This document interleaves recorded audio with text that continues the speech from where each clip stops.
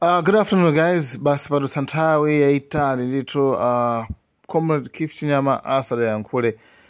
Ndi makamaka nayenso kumene ali kuliya wati khosomoleko ntsukeko nkamwa tipasaneko moni nanga pakatali pano akufunanso ayankhenso mafunso amene nthawi zonse amakhala akufunsidwa. So guys, thank you so much. Ndikusiyeni ndi m'manja mwa Keith Chinyama kuti atiyankhule. Mwasula bwanji amalawa wenzanga kwina kulikonse kumene muli. Keith Chinyama ena nkumafunsa kuti Keith Chinyama mwasowa. Keith Chinyama alipo activist wanu ekayo amene ndithu anafa chilungamo kwambiri. Ndiye nkumandifunsa anthu ena onati Keith Chinyama kodi mboma mukugwira ntchito mbali iti? Mafunso akuti iwowo kwa iwowo ada makanga lero ni mafunso antopola atete nkakuona munkajijirika kwambiri pano muli kuti nanyi pano papatuluka ma board chair ndene kulandira mafoni kuma inbox kwanga kubwera ma message osiyana ndiye tingofuna tiyankhe chonchi kuti Keith Chinyama alipo ali m'malawi muno ntchito yomwe amagwira yomwe muna muziwira niyo Keith Chinyama ndiye mwagwira pakana pati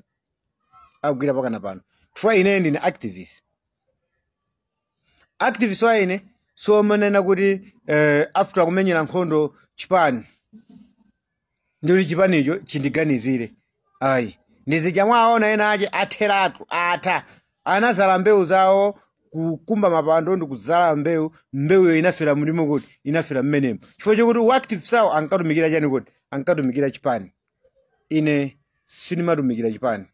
ndiye zoma ndifunsa kuti muli pati mboma muli kuti panalibe mgwirizano wina liwonse omwe ine ndinasainana ndi yani kodi ndi chipani china chilichonse pa zipani za ku opposition zalipo zambirimbiri. Nde ngati ine mmaona kuti ni malankhula zotsutsana ndi ine ni malankhula kutsutsana ndi ulamuliro omwe unalipo wa Dr. Lazarus Chakwera amene sipano pa sinimaganizaso kuti angakhale former president kwa ine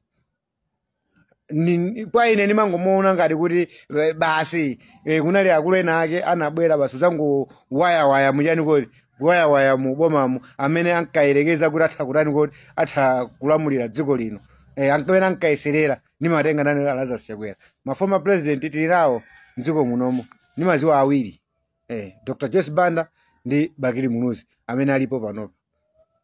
koma zoti sokuliwa kwainjezereka munthu wina mwina mwake anyway poti kadi nene kuti bwanji. So Keith Chinyama alipo akugwira ntchito ya activist pakati panali ndi zinthu zina ndi nthawi yolima inoyo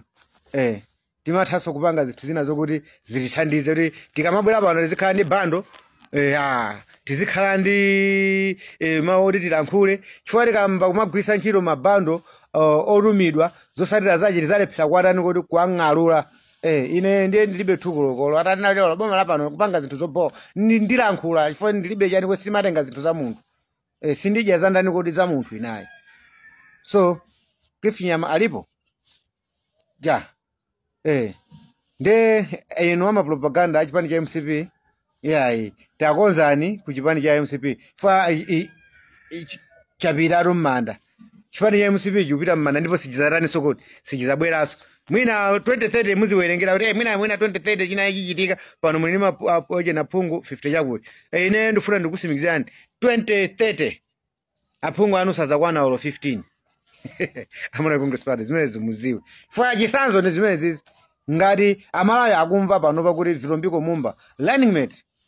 wa Lazarus Chakwera ndi chipani cha MCP panopa ngati akunena kuti ine ndikhalabe ku independent komweko siningathenso kaphatikizana ndi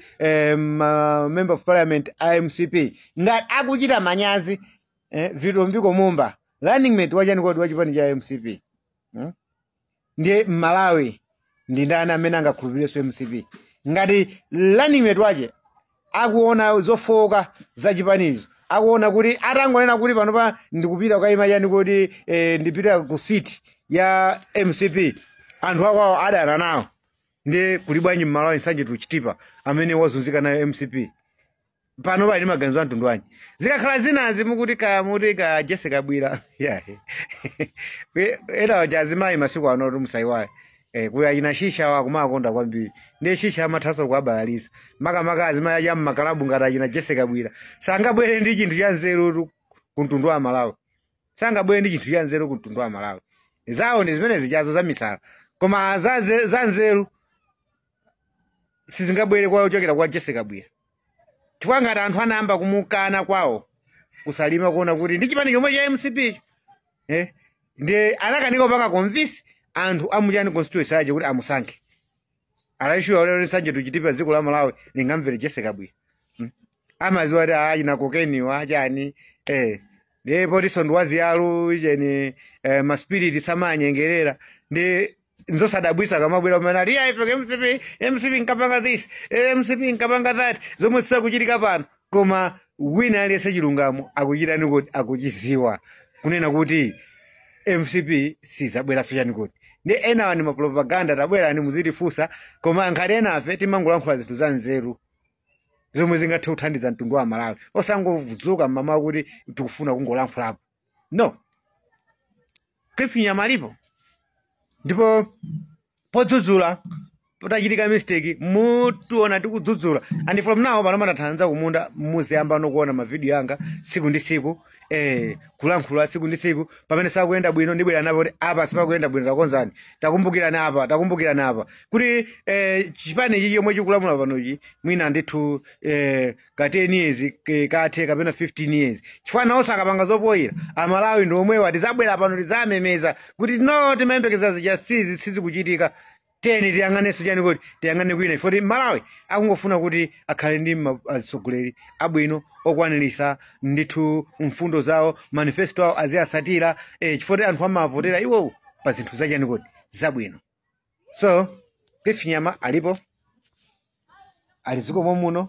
andi pano patamaliza zakumunda pang'ono tizioneka zikakhala ndithu zokuti mboma tikugwira kuti ntayankha kuti ayi boma tikugwira malo omwe ifeyo tinaziyika inu ake ife kuti tikhale kuti tizigwira kuti apapa tizilankhula malo achidakala omwe aja sanasinthe yayi platform yaji omweyo tidakalankhula